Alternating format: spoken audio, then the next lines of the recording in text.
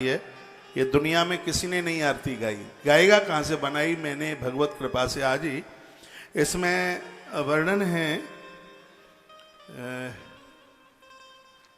देखो तीनों चारों पंक्तियां बड़ी अद्भुत हैं। जय माधव मासा हरि जय माधव मासा, दान यज्ञ स्नान करे पापों का नासा, हरि जय माधव मासा। वैशाख मास अति पावन मुक्ति को देता, चार पदार्थ देकर कष्टों को हरता, हरि जय माधव मासा। देव नदी की पूजा जो सज्जन करते, खुश होकर नारायण पाप सदा हरते।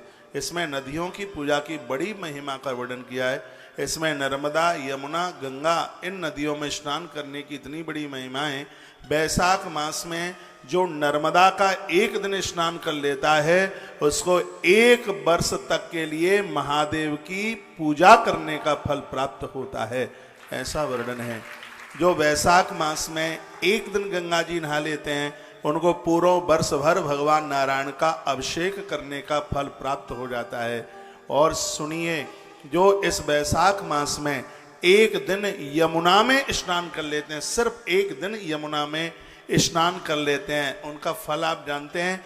उन बहनों को जैसे भाई दौज के दिन आंगन में बिठा करके जो अपने भाई को भोजन करा के, भाल के ऊपर तिलक टीका करके और अपने भाई की जो उम्र बढ़ाते हैं, ये मैं निवेदन करना चाहूँगा। वैशाख मास में सिर्फ एक दिन यमुना में स्नान करने से यमद्वितीया का फल प्राप्त हो जाता है।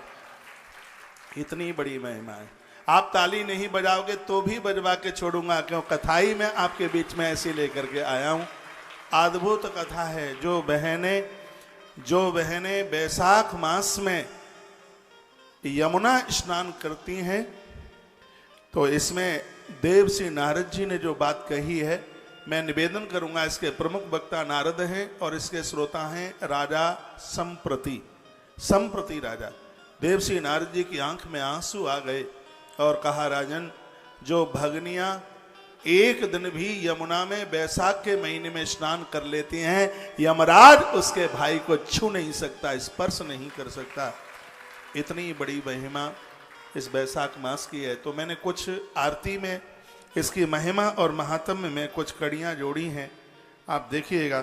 देव नदी की पूजा जो सज्जन करते, खुश होकर नारायण पाप सदा हरते, हरि जय माधव मासा।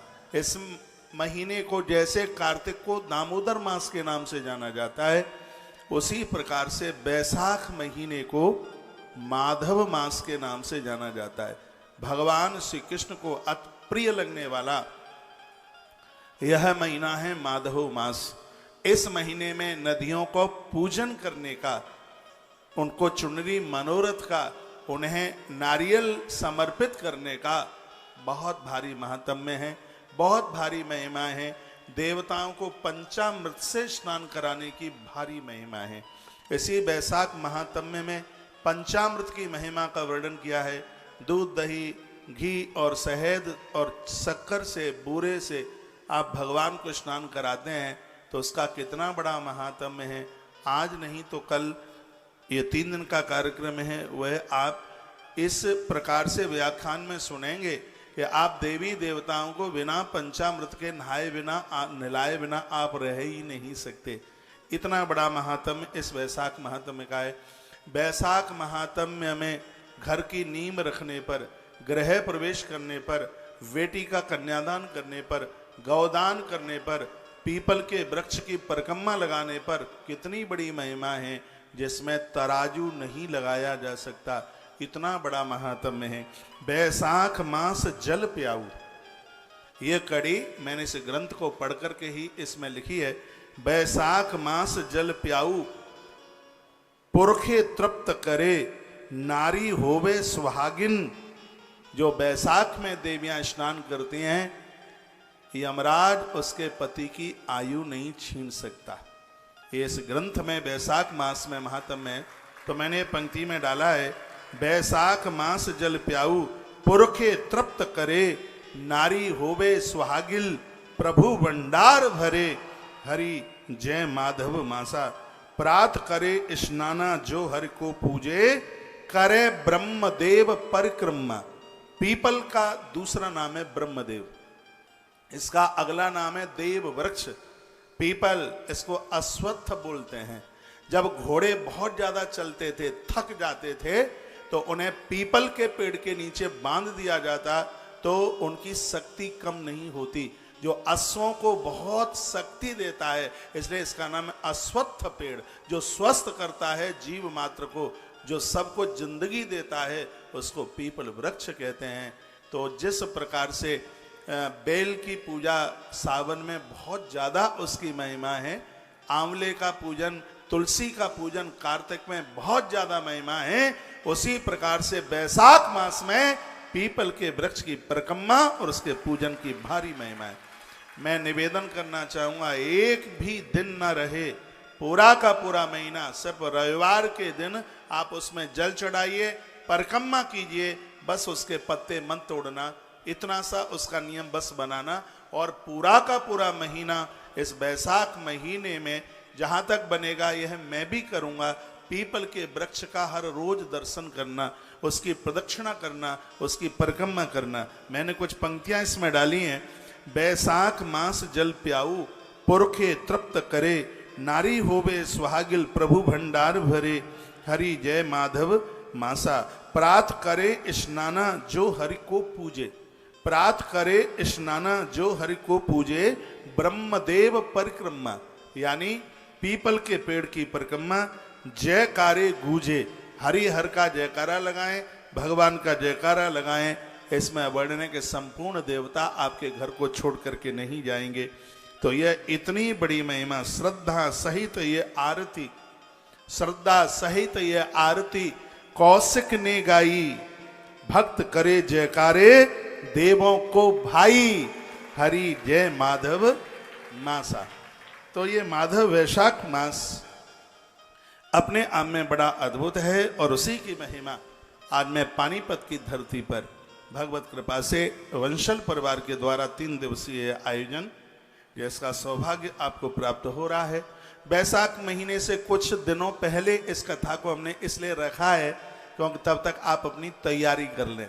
पूरा ये बैसाख का महीना आपके लिए और आपके कुनबे के लिए और आपके परिवार के लिए बहुत दिव्य होगा।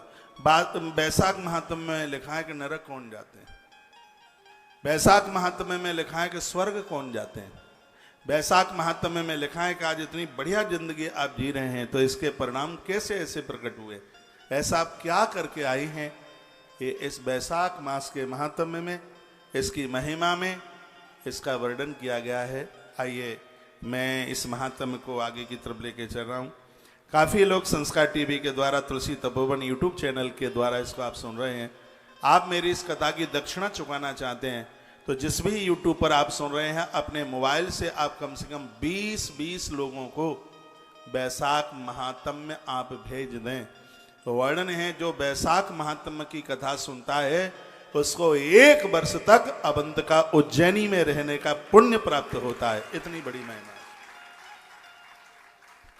एक बार फिर कहूं यह बात, जो बैसाख महात्म्य की कथा सुनता है, 7 पुरियों में से अवंतिका का नाम आता है, जहां मां क्षिप्रा मां बहती है, उसको 1 वर्ष तक 365 दिन तक महाकाल की धरती पर क्षिप्रा के तट पर रहने का सौभाग्य प्राप्त होता है। इतनी बड़ी बैसाख महात्म्य की कथा है, और आपके एक छोटे से प्रयास के द्वारा संस्कार से आप सुन रहे हैं, तो उसे यह शेयर आप कर दें कम से कम 20 नंबरों को। और आप YouTube पर सुन रहे हैं, तुलसी तपोवन यूट्यूब चैनल पर सुन रहे हैं, और किसी भी प्लेटफार्म पर आप सुन रहे हैं, इस वीडियो को आगे जरूर भेजिएगा, क्योंकि मुझे लगता है कि मुझे सुनने वाले लोग 90% लोग ऐसे होंगे आप में जो पहली बार शायद इतने विस्तार पूर्वक आप बैसाख महात्म्य सुनने के लिए आप बैठे हैं। मैं निवेदन करूंगा, इसका एक एक शब्द हमें अश्वमेध यज्ञ करने का फल देता है। 4 घंटे में आप जितने भी शब्द सुन लेंगे, समझ लेना कि उतने ही अश्वमेध यज्ञ करने का पुण्य आपने प्राप्त कर लिया होगा। 4 घंटे में आपने ये सुनी हुई कथा 1 वर्ष के लिए उज्जैन अवंतिका, जहां 12 वर्ष के बाद में कुंभ लगता है, ऐसी धरती पर 1 साल तक रहने का सौभाग्य आपने प्राप्त कर लिया होगा। इतना बड़ा पुण्य इस कथा का है, आनंद हो रहा है मुझे। अभी 7 तारीख को 35 महीना पूरा हो जाएगा, इसी 7 अप्रैल को। और जो बातें मैं आपके बीच में रख रहा हूँ, कोरोना काल में मैंने स्कंद पुराण सुनाया है, पद्म पुराण सुनाया है, लेकिन जो कथा आपके बीच में रखने के लिए जा रहा हूँ उसको मैं 28-29 साल में पहली बार गा रहा हूँ भगवत प्रेरणा से। मैं कहीं कथा में था, हाँ कहाँ था, मैं यमुनानगर में था, तो शास्त्री जी का फोन आया था, कहा महाराज जी पानीपत में कौन सी कथा होनी है। मैंने कहा तुम लोग जो भी मुझे बोल दोगे, बैनर पोस्टर पर जो छप जाएगा वो कथा कह देंगे। तो उन्होंने कहा कि महाराज जी फिर भी आप बता दीजिए। तो ऐसे ही मेरे मुंह से एकदम ऐसा निकला कि अब के बार हम भक्तों को बैसाख महात्म्य सुनाई देते हैं। तो ये भी प्रभु प्रेरणा से ही मुख से निकला होगा।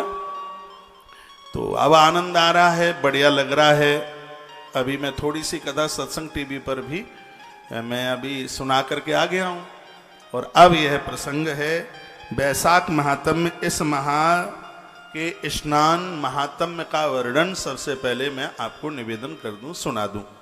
यह कथा आप कॉपी लेकर, कागज लेकर के और पेन लेकर के आप सुन लेंगे तो बहुत ज़्यादा बढ़िया होगा। इस महीने में एक मंत्र का जप होता है, उसका नाम है ओम विष्णवे नमः। ओम विष्णवे नमः। इस महीने में एक ग्रंथ पढ़ा जाता है, उसका नाम है पद्म पुराण। बहुत ज़्यादा विशेष है, मेरे पास पद्म पुराण है। दोनों ग्रंथों में से मैं आपको महात्म्य बैसाख का सुनाने के लिए जा रहा हूँ। यह है मेरे पास में पद्म पुराण है, इसमें बैसाख महात्म्य है। स्कंद पुराण के वैष्णव खंड में वैशाख महात्म्य है और बड़ा अद्भुत है महात्म्य।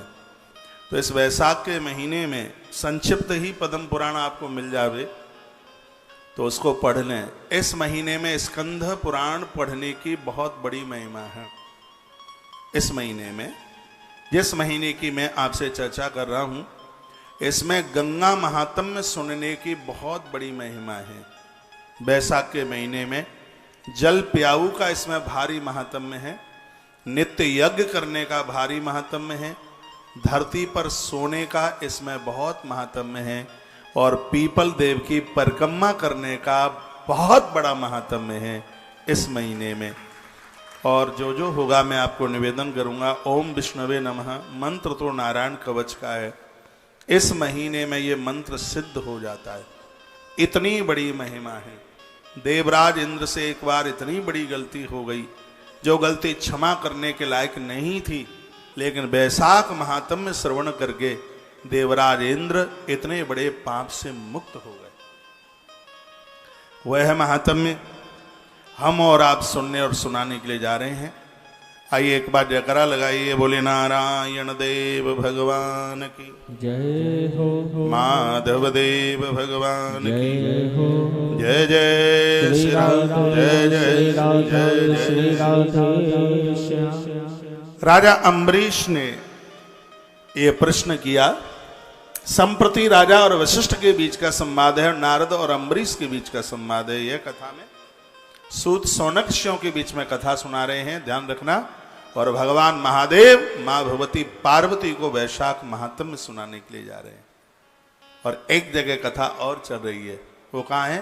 पानीपत के देवी मंदिर परिसर में ये कथा। भैया हम भी प्रभु कृपा से आपके बीच में कुछ बोलने के लिए जा रहे हैं। नारायणं नमस्कृत्य नरं चैव नरोत्तमम्। जब भी आप पुराण पढ़ते हैं तो इतने देवताओं को प्रणाम कीजिए। नारायण को प्रणाम कीजिए, अर्जुन को प्रणाम कीजिए, मां दुर्गा को प्रणाम कीजिए, मां सरस्वती को प्रणाम कीजिए और भगवान व्यास को प्रणाम कीजिए, क्योंकि संपूर्ण ग्रंथों का सृजन भगवान वेद व्यास जी के द्वारा हुआ है। शास्त्रीय पद्धति से, शास्त्रीय परंपरा से अपना जीवन जीने की कोशिश कीजिए। आनंद आ जाएगा। जो हमारे शास्त्रों में है वो तो किसी के पास है ही नहीं, जो हमारे पुराणों में है वह तो किसी के पास में है ही नहीं। सूर्य जी कहते हैं भूयो व्यंग भूवम राजा ब्रह्मण परमेष्टिनः पुण्यम माधव महात्म्यम नारदम परे प्रक्षतः। माधव मास महात्म्यम। वैसा सूर्य जी ने कहा, अम्बरीश राजा ने जब देवसी नारद जी को वैशाख महात्म्य के बारे में पूछा, कहा गुरुवर ये वो अम्बरीश हैं जिनका परिचय मैं आपको बता दूं, जिनके दरवाजे पर सुदर्शन चक्र बॉडीगार्ड बनकर रक्षा में खड़े रहते थे। सुदर्शन चक्र एक क्षण के लिए भी जिस राजा के यहां से सुदर्शन चक्र हटा नहीं। जिस समय यह राजा एकादशी का व्रत करता और पारण करता था, उस समय नारायण सन्मुख आके प्रकट हो जाते थे। एकादशी के प्रति जिनका इतना बड़ा समर्पण था, दुर्वासा जी ने जिनकी परीक्षा ली थी, उन्हीं अम्बरीश राजा की मैं बात कर रहा हूं। अम्बरीश राजा ने वैशाख महात्म्य में सुना है, और याद रखिए वैशाख महात्म्य में ही उन्होंने एकादशी की महिमा सुनी थी। आंख में झरझर आंसू आ गए थे और कहा था, हे गुरुदेव मुझे बस ये आशीर्वाद दे दो, जब तक इस धरती पर रहूं तब तक मुझसे एकादशी का व्रत ना छूटे, ये मुझे आप आशीर्वाद दे दीजिए। तो वैशाख महात्म्य सुन करके ही राजा अम्बरीश ने एकादशी के व्रत करने का संकल्प लिया। संप्रति नाम का राजा, जिसकी कथा अभी आप सुनेंगे, उसने यम को नौकरी से रिटायर कर दिया था वैशाख महात्म्य सुन करके। यमराज ने नौकरी छोड़ दी थी क्योंकि नरक खाली हो गया था बिल्कुल, सब लोग बैकुंठ जा रहे थे। 8 वर्ष से लेकर 80 साल तक के जितने भी बच्चे बूढ़े जितने भी थे, वो सब वैशाख व्रत करते थे। और उसकी यह महिमा यह थी कि यमराज राजा के द्वारा इस वैशाख व्रत को तोड़ने के लिए, युद्ध करने के लिए आ गए थे। युद्ध करने के लिए सुदर्शन चक्र आ गया था यमराज को मारने के लिए। इसी वैशाख महात्म्य में कथा है, भगवान नारायण का सुदर्शन चक्र आ गया था यमराज को खत्म करने के लिए। तब संप्रति ने कहा था, हे प्रभु नारायण, मेरे वैशाख महात्म्य से आप प्रसन्न हैं, मेरे इस व्रत से आप प्रसन्न हैं, तो मैं आपसे बस यह वरदान में मांगता हूं कि आप यमराज को जीवन दान दे दीजिए, ऐसे आप मारिए मत। जब ऐसी प्रार्थना की थी तब भगवान नारायण का सुदर्शन चक्र शांत हुआ था।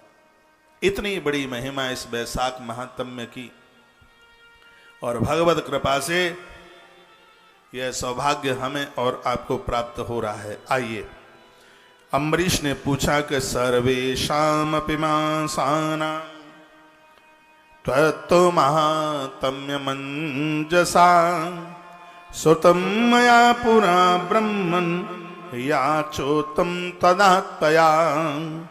अम्बरीश ने कहा कि हे ब्रह्मन, हे गुरुदेव, जब मैंने आपसे विशेष रूप से मास समूह के महात्म्यों के बारे में पूछा तो आपने कार्तिक महिमा विस्तार पूर्वक सुनाई।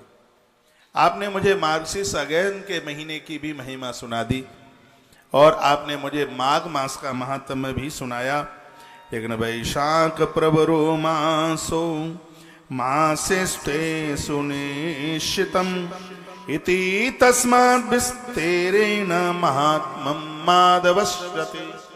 हे गुरुदेव, मैं आपके श्री मुख से विस्तार पूर्वक वैशाख मास की महिमा मैं आपसे सुनना चाहता हूं। वैशाख व्रत किसने किया, इसकी महिमा क्या, इसका उत्सव किसने मनाया, और वैशाख उत्सव मनाने से, वैशाख महात्म्य श्रवण करने से, या इसमें जो व्रत अनुष्ठान है, पूजा पाठ दान है, इसके करने से कौन से फल की प्राप्ति होती है। हे गुरुवर, मैं आपके चरणों में बैठा हूं, आप मुझे इसका महात्म्य सुना करके आप हमें कृतकृत कर दे। वैशाख मास मैंने सुना है कि बड़ा श्रेष्ठ मास है, यह निश्चित है, इसलिए विस्तार क्रम से वैशाख मास का महात्म्य सुनने की मेरी इच्छा हो रही है, और आप सुनाएंगे तो मुझे बड़ा अच्छा लगेगा। वैशाख मास में कौन सा दान देना चाहिए, किम दानम किम फलम तस्य कमुदिश्या चरेदिमान, कौन सा दान देना चाहिए और उस दान का महात्म्य क्या है, उसका फल क्या है। याद रखिएगा, यदि आप देवताओं को फूल भी चढ़ा देते हैं तो उसका फल है अपने आप में। चींटियों को आटा डाल देते हैं तो उसका फल है, भूले हुए को आप रास्ता बता देते हैं तो उसका फल है।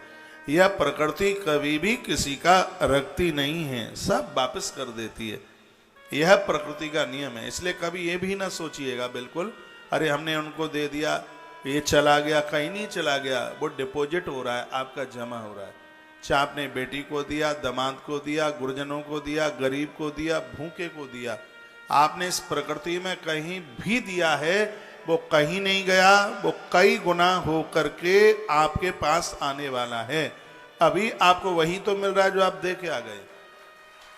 इतने अच्छे मकान में आप इसलिए रह रहे हैं क्योंकि आप धर्मशालाएं बनवा के आ गए, अच्छी जगह इसलिए आप रह रहे हैं। इसी ग्रंथ में वैशाख महात्म्य में वर्णन है, आप ऐसी जगह रह रहे हैं जहां आपके अड़ोसी पड़ोसी बहुत बढ़िया है, भजनानंदी लोग हैं, तो इसका मतलब है कि आपकी मृत्यु पूर्व जन्म में किसी तीर्थ में हुई थी, किसी अच्छे से धाम में तीर्थ में मृत्यु को प्राप्त हुए, इसलिए फिर इस जन्म में तीर्थ सेवन करने का सौभाग्य प्राप्त हो रहा है।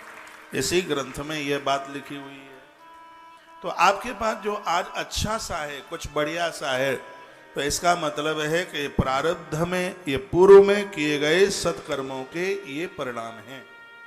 अच्छा बेटा आपके घर में, अच्छी पत्नी आपके घर में है, अच्छा पति आपके पास है, तो यह भी आप निश्चित रूप से समझिए कि पूर्व में आप इतना किसी मित्र की आपने उसकी ऐसे सहायता करी थी, किसी को आपने ऐसा माना और उसके लिए इतना बढ़िया बढ़िया आपने उसके लिए किया, वही व्यक्ति आपका बेटा बनकर आपके किए गए सत्कर्म के भार को उतारने के लिए तुम्हारे घर में पैदा हो गया। चाहे वो भाई बन के आ गया है, चाहे वह पुत्र बन करके आ गया है, आपका अपना कोई संबंधी रिश्तेदार बनकर अपना बन करके आया। ये पूरा का पूरा खेल पूर्व का है। हम जो भी करते हैं उसके परिणाम हमें प्राप्त होते हैं। प्रकृति कभी भी रखती नहीं। बढ़िया पति या बढ़िया पत्नी नहीं मिली, लड़ाकू स्त्री मिली है, तो दोष किसी को आप देंगे नहीं। ये सब हमारे प्रारब्ध की बात है। इसलिए इस ग्रंथ में कहा गया है, देवसी नारद कहते हैं, अम्बरीश हम जो भी कुछ कर रहे हैं किसी के ऊपर एहसान नहीं कर रहे हैं, स्वयं को कर रहे हैं। भूखे को भोजन करा रहे हैं, इसका हमें प्राप्त हो रहा है, पूरा डिपॉजिट हो रहा है, पूरा यह जमा हो रहा है। इसलिए कभी किसी के ऊपर थोपे ही नहीं, कभी किसी को कहे नहीं हमने तुम्हारे लिए इतना कर दिया, हमने तुम्हारे लिए इतना कर दिया। ये तो आप अपना अलौकिक बैंक बढ़ा रहे हैं। लौकिक बैंक के तो मालिक बहुत हो जाएंगे, लेकिन अलौकिक बैंक में जो जमा हुआ है उसके मालिक आप पूर्ण रूप से बनेंगे। ऐसा इस वैशाख महात्म्य में देवसी नारद जी अम्बरीश को जो समझा रहे हैं। अम्बरीश ने कुछ प्रश्न किए, आंख में आंसू आ गए। हे गुरुवर, आप हमें ये बताइए कि वैशाख मास में किन किन चीजों का दान करना चाहिए और उसकी फलश्रुति क्या। किम दानम किम फलम तस्सा कमुदशाचर्योदिमान। आप हमें बताएं कि उसकी फलश्रुति क्या है। किम के द्रव्य पूजनियो सौ माधवो माधवागमे।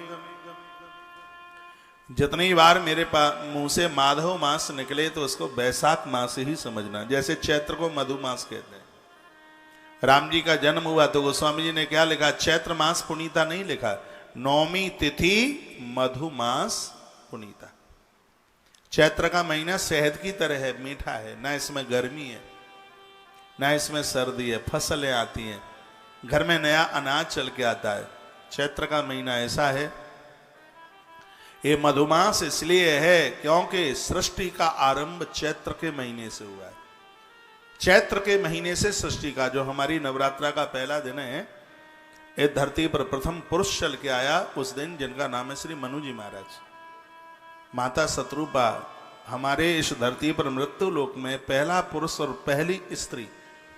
नवरात्रा के प्रथम दिन दोनों का प्राकट्य जन्म हुआ है, मनु और माता शत्रुपा।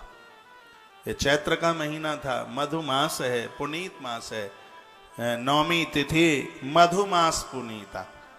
इस समय लोग यजन पूजा पाठ में लगे रहते हैं, इसलिए बहुत ज्यादा लोग व्यापार की तरफ नहीं उस समय दौड़ते हैं, वो ज्यादा पूजा पाठ करते हैं। माँ भगवती नवरात्रा को पूजा जाता है, वो यही तो दिन है। उसके तत्पश्चात जब सृष्टि का सृजन हो रहा था, फिर 4 युग बनाए गए। जब युग जिस दिन युग आरंभ हो रहा था वो वैशाख का महीना था। जो गणना है, जो गिनती आरंभ, जो कि युगाब्द तिथि बनी वो वैशाख के महीने में बनी। और इस वैशाख महीने में भगवान नारायण बोले, जो इसका नाम माधव क्यों है वो भी है, सुन लीजिए। जो इस महीने में ग्रंथ पढ़ेगा, किताबें पढ़ेगा, पुस्तक पढ़ेगा, स्वाध्याय करेगा, तो माधव कहते हैं ज्ञान की प्राप्ति। वो मूर्ख नहीं रहेगा, वो बहुत बड़ा ज्ञानी हो जाएगा, बहुत बड़ा विवेकी हो जाएगा। माधव का अर्थ है ज्ञान की प्राप्ति, जो ज्ञान देने वाला है। भगवान श्री कृष्ण का नाम माधव है, इसलिए है क्योंकि वो ज्ञानी है, वो समझदार है, वो सजग्र हैं। तो इस महीने में नित्य ग्रंथ का पढ़ना बहुत ज़्यादा बढ़िया बताया गया है। तो कहा गया कि द्रव्यम पूजनीयोसौ माधवो माधवागमे। इस माधव मास में कौन कौन सी वस्तुओं से भगवान की पूजा करें? राजा अम्बरीश पूछ रहे हैं। एतन नारद विस्तारतम महाश्रद्धावते वना। हे गुरुदेव देवश्री नारद जी, ये सब बातें आप मुझे विशेष रूप से बताइए, विस्तार रूप से बताइए, इसमें कटौती न करें। तब देवश्री नारद जी की वाणी खुलती है और वो क्या कहते हैं? वो कहते हैं, देवश्री नारद जी कहते हैं कि मैंने पूर्व काल में अपने पिता विधाता ब्रह्मा जी से वैशाख मास की कथा सुनी, उसका महात्म्य सुना। हे राजन, वही कथा मैं आपको सुनाऊंगा। नारद कहते हैं कि ततो मासा विशेष युक्ता कार्तिको माँ गए बचा। हे अम्बरीश, कार्तिक को और माघ को विशेष महीना कहा गया है, अगहन को विशेष महीना कहा गया है। माधवस्ते सुवैशाखम मासानामुत्तम अभ्यदात। हे अम्बरीश, जो वैशाख का महीना है, माधव मास है, यह उनसे भी अपने आप में ज्यादा विशेष है, इसलिए तुम इसको सुनिएगा। मातेव सर्वजीवानां सदैवेष्ट प्रदायक दान यज्ञ व्रत स्नानि सर्व पाप विनाशिना। देवश्री नारद जी कहते हैं वैशाख मास में दान, यज्ञ, व्रत और स्नान 4 चीजें बड़ी प्रमुख हैं, आप लिख लें। क्या कहा है? दान, यज्ञ, व्रत, स्नान। मैं आपको निवेदन करूंगा, और महीनों में आप एकादशी करते हैं कि नहीं करते आप जाने, इस वैशाख महीने में जितनी एकादशी पड़े और भी व्रत की तिथियां पड़े तो इस महीने में आप जरूर कर लीजिएगा। लास्ट के जो 3 दिन है, त्रयोदशी, चतुर्दशी और पूर्णिमा, इसकी बहुत बड़ी महिमा है। आज नहीं तो कल इन तीनों तिथियों की महिमा आप सुनेंगे।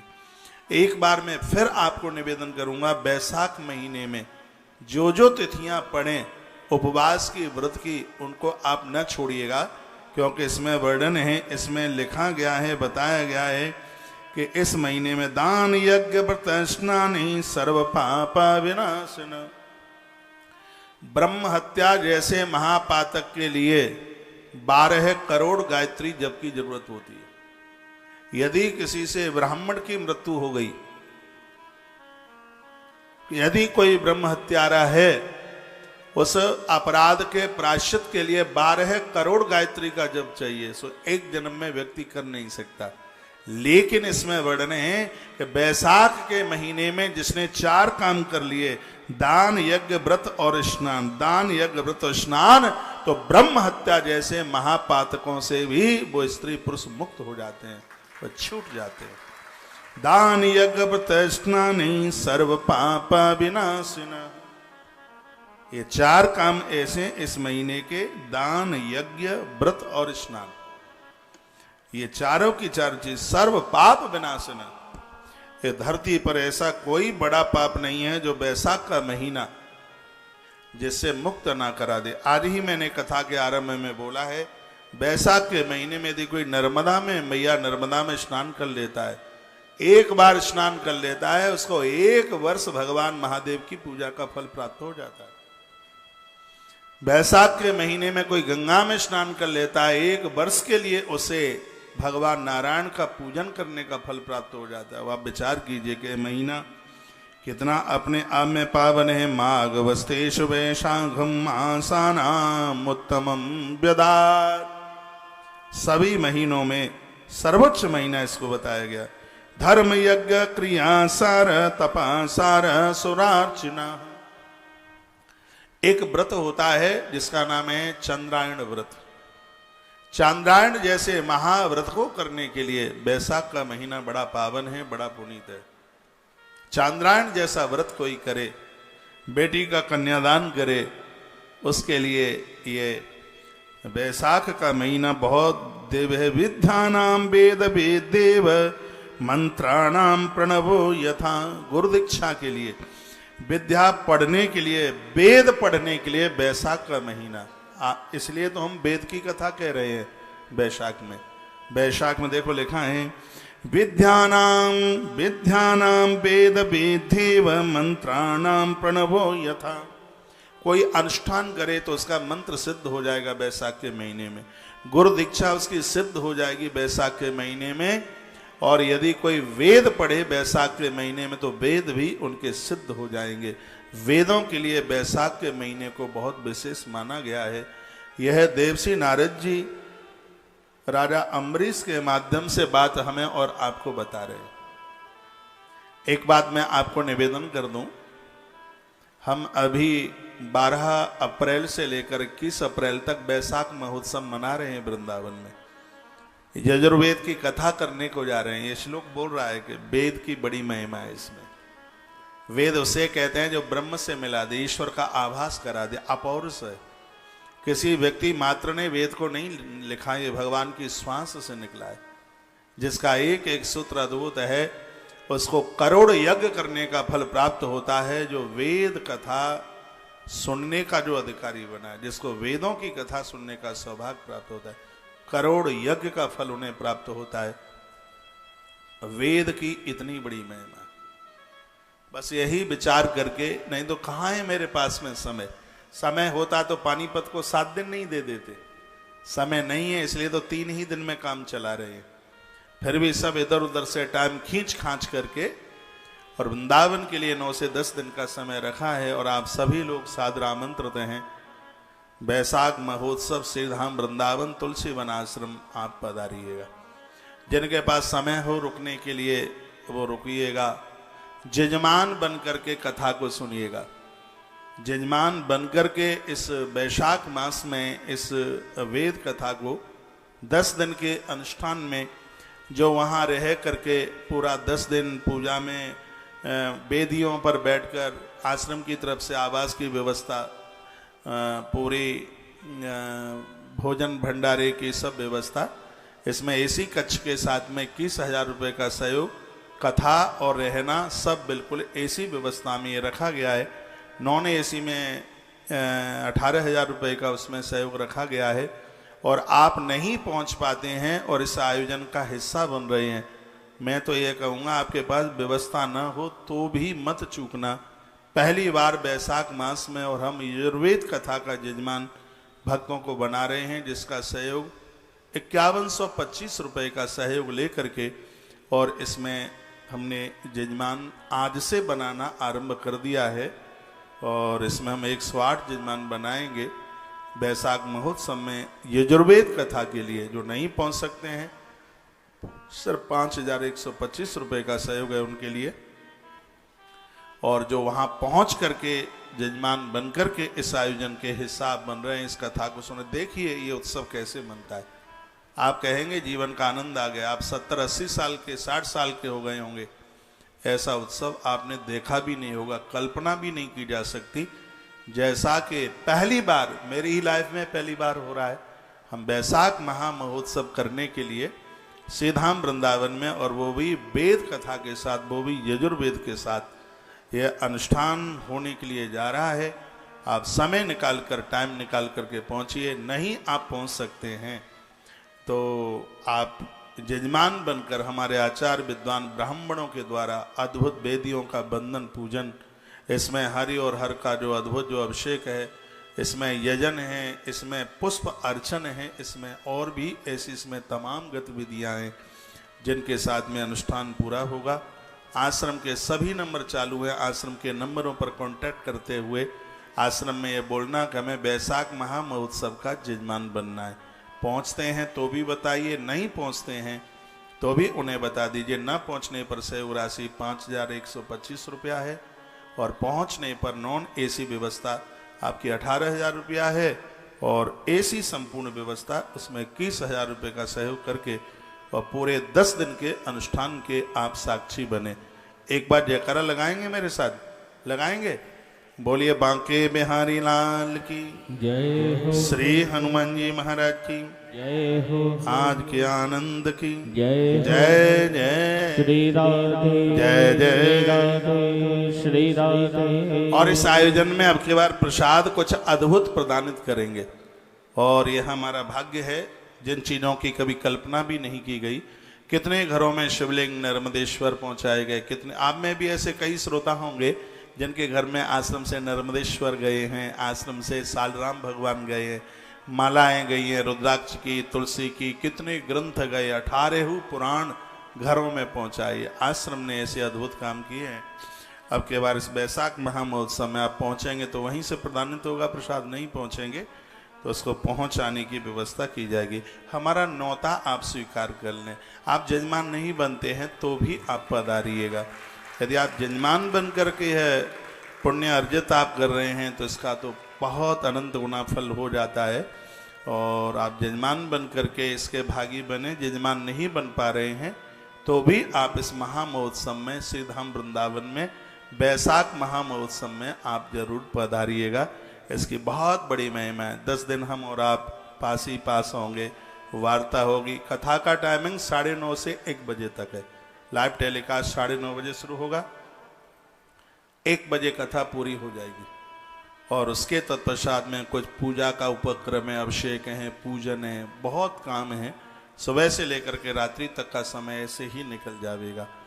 तो और देखो यमुना का किनारा है, आश्रम यमुना के किनारे। आज ही तो मैंने बैसाख महात्म्य में सुना है कि जो एक दिन भी यमुना जी में डुबकी लगा लेगा उसको साल भर के लिए हायम द्वितीया का पुण्य फल प्राप्त होगा। आपके भाई की आयु बढ़ेगी, उम्र बढ़ेगी। मेरे लिए नहीं आ सकते तो अपने भाई के लिए तो आ जाइए वृंदावन में, यमुना के किनारे एक दिन स्नान कीजिए, डुबकी लगाइए, बिहार जी का दर्शन कीजिए, बंदन कीजिए, पूजन कीजिए, सब पधारिएगा, सब आइएगा, बहुत बहुत आनंद होगा। मैं देवी माँ के मंदिर में हूँ और मेरा मन नहीं मान रहा है, सिर्फ 2 पंक्तियाँ माँ के चरणों में समर्पित करता हुआ और मैं आगे के लिए बढ़ रहा हूँ कि मुझे ऐसा लग रहा है कि अनुष्ठान किया है। माँ तुम जा रही हो, मैं उन्हें बोल रहा हूँ माँ आज की रात और रुक जाइएगा ना। जैसे अपना कोई रिश्तेदार आ जाता है तो उसे मना के कहते हैं नहीं साहब आज और रुक जाइए, फूफा जी आज रुक जाओ ना, मौसा जी आज रुक जाओ ना। बहन के पति को भी बोलते हैं जीजू आज रुक जाइए ना, कल चले जाइए, आज रुक जाइए। हम अपनी माँ को भी बोले देते हैं हे माँ आज रुक जाइए, आपसे हमारी प्रार्थना है, आपके चरणों में वंदन है, आपके चरणों में प्रणाम है। एक बार जयकारा लगाइए, बोल भक्त वत्सल भगवान की जय हो, सांचे दरबार की जय हो, आज के आनंद की जय हो। कहीं चले नहीं जाइएगा, 5 बजे तक कथा चलेगी। और हल्ला बोल अभी तो मैंने ठीक से शुरू भी नहीं की है। देखिए कथा में कितना आनंद होता है। परिसर में पहुंचकर कथा सुनिए। स्वर दीजिए।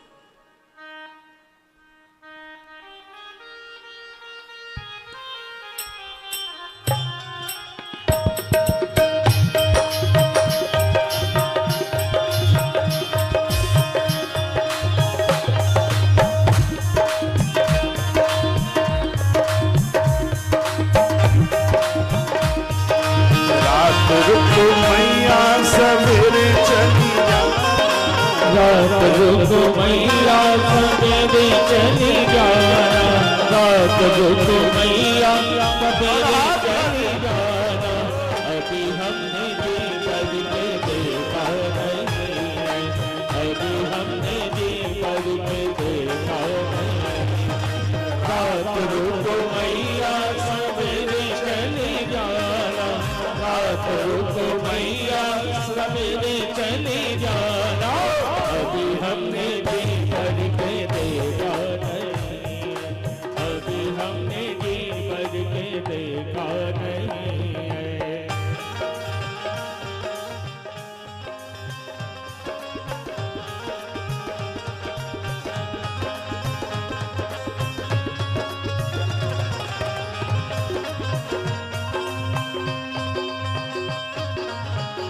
तालियों के साथ।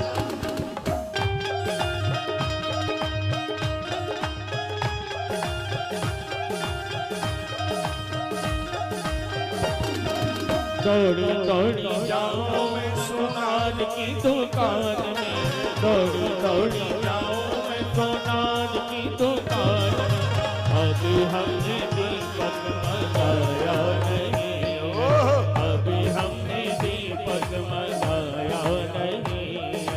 रात रुको मैया सवेरे चली जाना, रात रुको मैया सवेरे चली जाना, अभी हमने दीपक देखा नहीं, अभी हमने दीपक के देखा नहीं।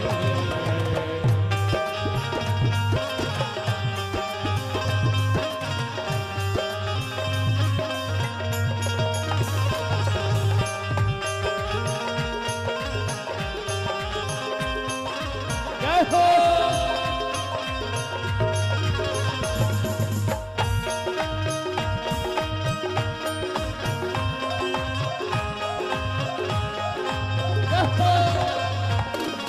दौड़ी दौड़ी जाऊं मैं, दौड़ी दौड़ी जाऊं मैं मालन की दुकान में, दौड़ी दौड़ी जाऊं मैं मालन की दुकान में, अभी हमने गजरा मंगाया नहीं, अभी हमने गजरा मंगाया नहीं।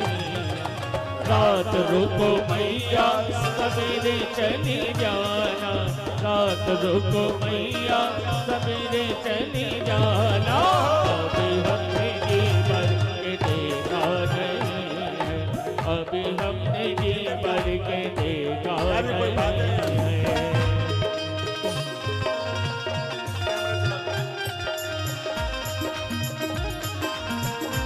अंदर का बुला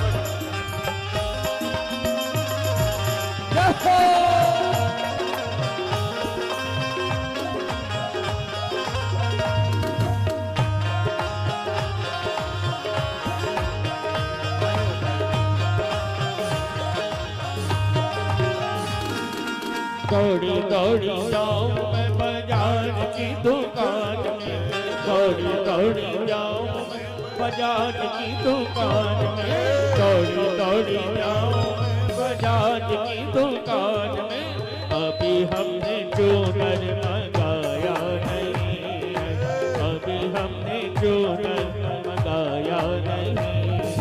रात रुको मैया सवेरे चली जाना, रात रुको मैया सवेरे चली जाना, अभी हमने जीवन के देखा नहीं, अभी हमने जीवन के देखा नहीं।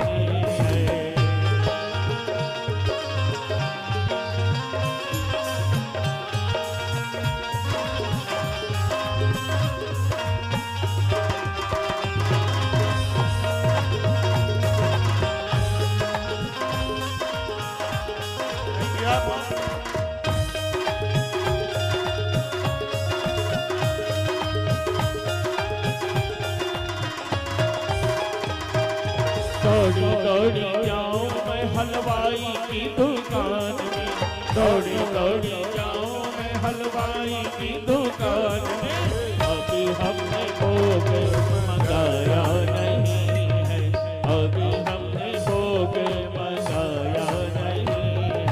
रात रुको मैया सवेरे चली जाना, रात रुको मैया सवेरे चली जाना, अभी हमने जीवन के देखा नहीं, अभी हमने जीवन के देखा नहीं है।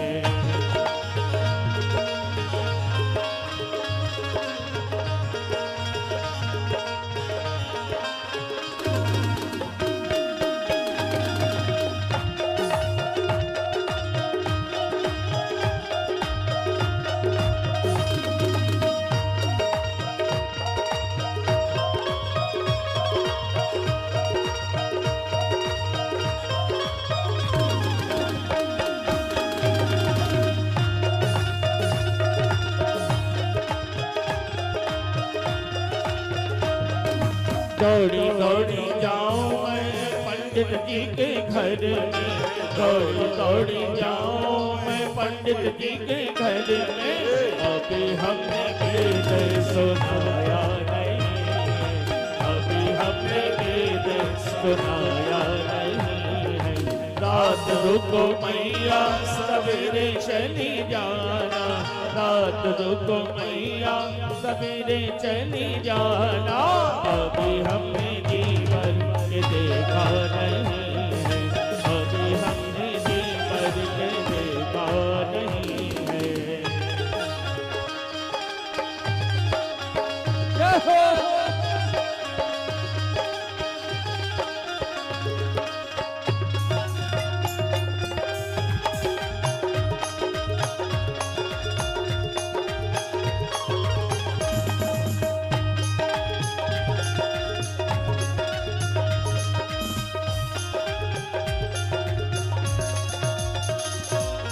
दौड़ी दौड़ी जाऊं मैं भक्तों के घर में, दौड़ी दौड़ी जाऊं मैया भक्तों के घर में, अभी हमने भजन सुनाया नहीं है, अभी हमने भजन सुनाया नहीं है।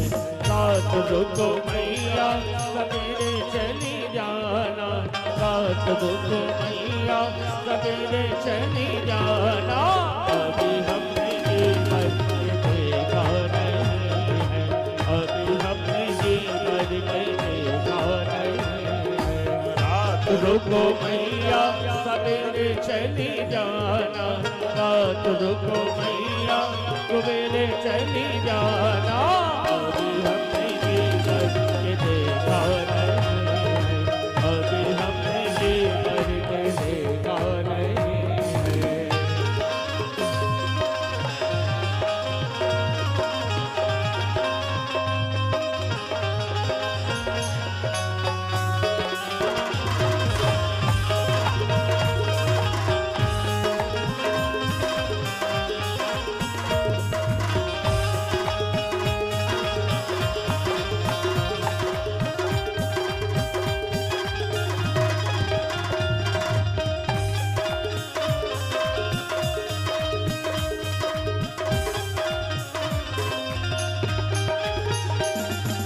दौड़ी दौड़ी जाऊं मैं पंडित जी के घर में, दौड़ी दौड़ी जाऊं मैया पंडित जी के घर में, अभी हमने वेद सुनाया नहीं, अभी हमने वेद सुनाया नहीं। रात रुको मैया सवेरे चली जाना, रात रुको मैया सवेरे चली जाना, अभी हमने जीवन के देखा नहीं है, अभी हमने जीवन के देखा नहीं। रात रुको मैया सवेरे चली जाना, रात रुको मैया सवेरे चली जाना, अभी हमने जीवन के देखा नहीं है, अभी हमने जीवन के देखा नहीं। रात रुको मैया सवेरे चली जाना, रात रुको मैया सवेरे चली जाना, अभी हमने जीवन के देखा नहीं है, अभी हमने जीवन के देखा नहीं है। रात रुको मैया सवेरे चली जाना, रात रुको मैया सवेरे चली जाना, अभी हमने जीवन के देखा नहीं है, अभी हमने जीवन के देखा नहीं है। रात रुको मैया सवेरे चली जाना, रात रुको मैया सवेरे चली जाना, अभी हमने जीवन के देखा नहीं है, अभी हमने जीवन के देखा नहीं है, अभी हमने जीवन के देखा नहीं है। रात रुको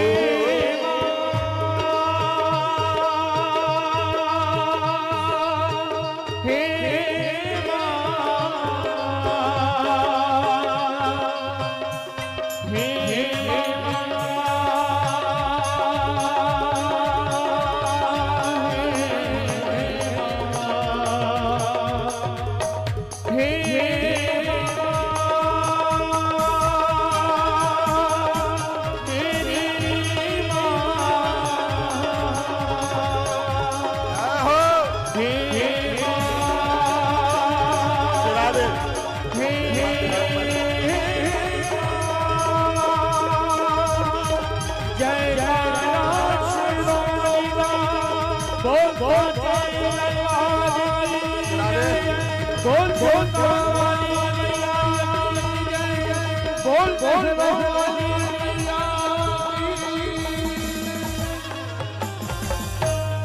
रात रुको मैया सवेरे चले जाना, रात रुको मैया सवेरे चले जाना।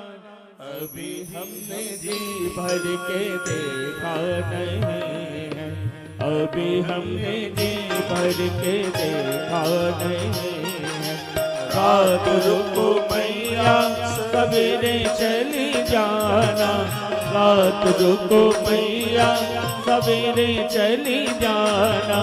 अभी हमने जी भर के देखा नहीं है, अभी हमने जी भर के देखा नहीं है। बोलिए भक्त वत्सल भगवान की जय हो।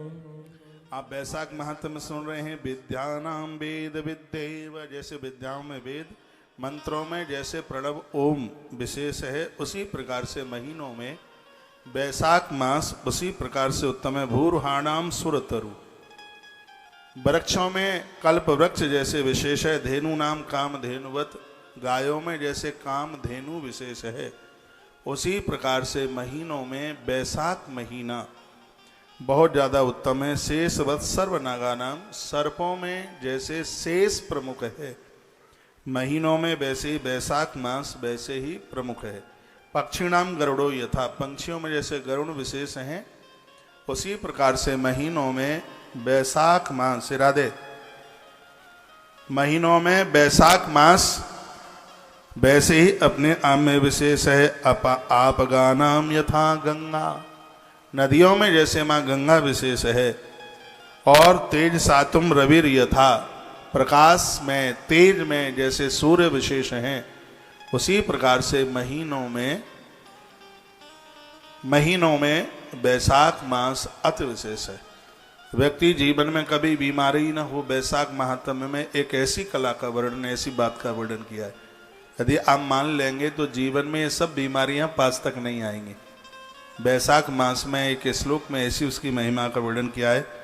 आयुधानाम यथा चक्रम, जैसे आयुधों में चक्र विशेष है, महीनों में बैसाख का महीना उसी प्रकार से विशेष है। धातु नाम कांचनम यथा, धातुओं में जैसे कंचन सोना विशेष है, एक सोना है जो हवा में पवित्र हो जाता है, जैसे धातुओं में स्वर्ण विशेष है, उसी प्रकार से महीनों में बैसाख का महीना वैसे ही ज़्यादा विशेष है। वैष्णवानाम यथा रुद्रो, वैष्णव जनों में जैसे भगवान शंकर विशेष हैं, महीनों में बैसाख का महीना ऐसे ही विशेष है। रत्नानाम कौस्तुभ हो यदा, रत्नों में जैसे कौस्तुभ मणि, पत्थरों में पारस मणि जैसे विशेष है, उसी प्रकार से महीनों में बैसाख का महीना ऐसे ही विशेष है।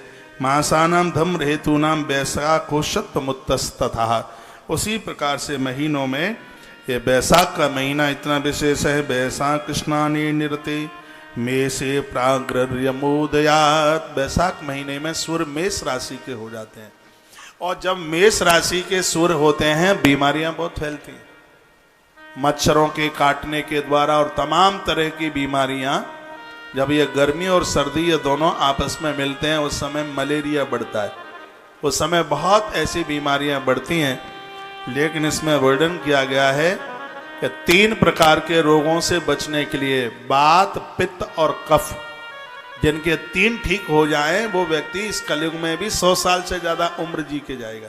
जब वात की बीमारी होती है तो हड्डी हड्डी में दर्द होता है, बैठा नहीं जाता, घुटने, कमर, कंधा सब जगह बात, शरीर में मोटापा बढ़ जाता है, शरीर का वेट बढ़ता है, कोलेस्ट्रॉल बढ़ता है। वात जब बढ़ता है तब उसको यह दिक्कतें होती हैं। पित्त बढ़ता है तो पेट की बीमारियां हो जाती हैं, कफ बढ़ता है तो छाती की बीमारियां। तो इन बीमारियों से बचने के लिए कितना सुंदर इसमें श्लोक है। बहिर्जलम समासत्ता सदासीन यतान्नपः, अम्बरीश को बताया जा रहा है जो इस बैसाख के महीने में धूप निकलने पर स्नान नहीं, सूर्य निकले उससे पहले ही स्नान कर ले तो बात पित्त और कफ तीनों प्रकार की बीमारी से स्त्री पुरुष बच जाएंगे, वह साल साल भर बिल्कुल भी बीमार नहीं होंगे। भोर का स्नान तो वैसे भी फायदेमंद करता है। गांवों में एक कहावत होती थी, कहा जाता था कि इसको सर्द गर्म हो गई है। जब सूर्य तपता हुआ ऊपर आगे आ जाता है और उस समय फिर आप स्नान करते हैं तो फिर उसमें बड़ी दिक्कत परेशानी होती है। तो बैसाख का महीना स्नान के लिए पुण्यों में तो है ही, लेकिन स्वास्थ्य के लिए भी किसी वरदान से कम नहीं है अपने आप में। ये बात कही जा रही है और इसके मैं श्लोक आपको सुनाई दे रहा हूँ। विष्णार्थम मास बैसाखे पाद मेकम चरदधि। वर्णन किया गया है कि बैसाख महीने में नदियों में स्नान करने के लिए आप एक कदम आगे बढ़ाते हैं, भगवान 100 कदम आपके आगे चल करके आ जाता है आपके ऊपर कृपा करने के लिए। एक कदम आप बढ़ाते हैं, भगवान 100 कदम आगे चल के। वो तो इतना बड़ा कृपालु है, पता नहीं आप उसे क्यों दोष देते रहते हैं, तू ऐसे रूठ गया है, तूने ये नहीं दिया, तूने वो नहीं दिया।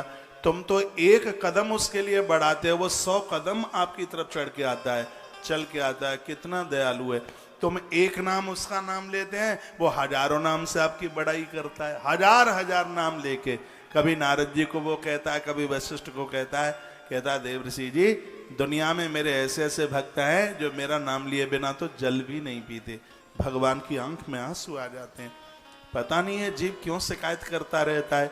वो इतना बड़ा दयालु है, हम उसके लिए एक कदम आगे के लिए बढ़ते हैं, वो हमारे लिए 100 कदम आगे के लिए बढ़ जाता है। वह कितना बड़ा कृपालु है। भगवान नारायण के लिए देवर्षि नारद जी ने कहा, हे अम्बरीश, जिस समय आदमी स्त्री पुरुष इस बैसाख मास में स्नान करने के लिए जब आगे के लिए बढ़ते हैं, भगवान नारायण स्वयं अपने हाथों से उन भक्तों का रास्ता साफ करते हैं, उनका मार्ग प्रशस्त करते हैं। भगवान अपने हाथों से कंटक कंकड़ बीनते हैं, कांटे बीनते हैं। कितने बड़े दयालु हैं प्रभु। मेरा आग्रह पूर्वक निवेदन है, यदि कोई दिक्कत न हो, आपको कोई परेशानी न हो, तो यह 2023 का ये बैसाख मास आप इसमें स्नान कर लीजिए। इसमें ओम विष्णवे नमः बोल करके स्नान किया जाता है। इसमें माँ गंगा का आह्वान किया जाता है। माँ गंगा के 15 नाम भी उच्चारण करके, कुछ भी नहीं आपसे आता है तो ओम विष्णवे नमः बोल करके आप इस बैसाख मास के इस स्नान को कीजिए। इसकी जो पूरी विधि है, आज का दिन निकलने के बाद भी मेरे पास में 2 दिन है। इस 2 दिन में तो मैं 20 दिन की कथा उड़ेल दूंगा। बस जैसे आज आप पहुंचे, दोनों दिन आप ऐसे ही पहुंचते रहिएगा। कल कथा संस्कार टीवी पर नहीं होगी, और आज तो कथा इसलिए संस्कार टीवी पर दे दी है क्योंकि आपको एक न्योता तो मिल जाए, सबको पता लग जाए कि पानीपत में कथा हो रही है देवी मंदिर में। कथा के टाइमिंग्स 1 बजे से हैं, 1 बजे से लेकर 5 बजे तक कार्यक्रम चलेगा ही। तो कल कहीं आप टीवी खोल के इंतजार करके 1 बज गया, कथा तो आई ही नहीं है। तो आज कथा आपके घर पहुंच गई है, कल आपको कथा के घर में आना है।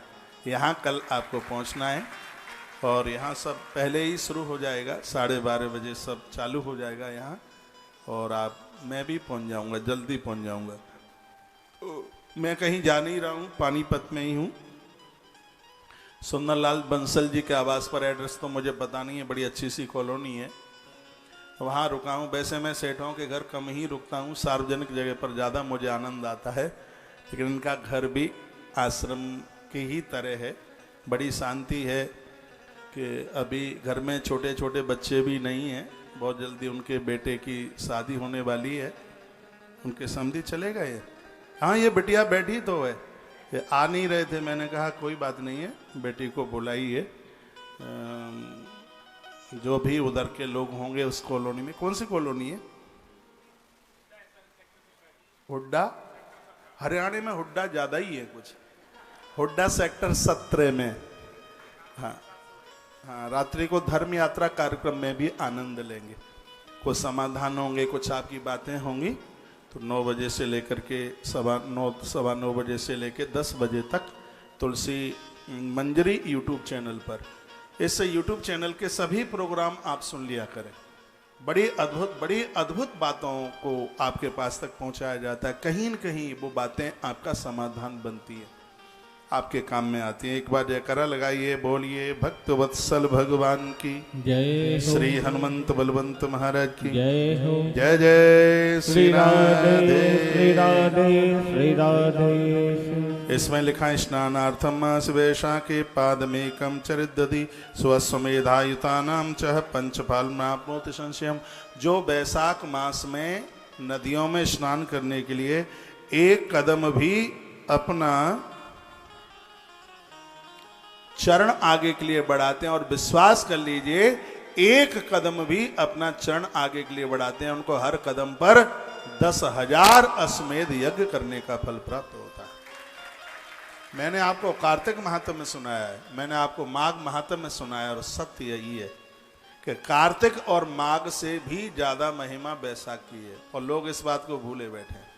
इन दिनों में काम बढ़ जाता है, शादी शुदियां बढ़ जाती हैं, लोगों को इतना समय टाइम होता नहीं है।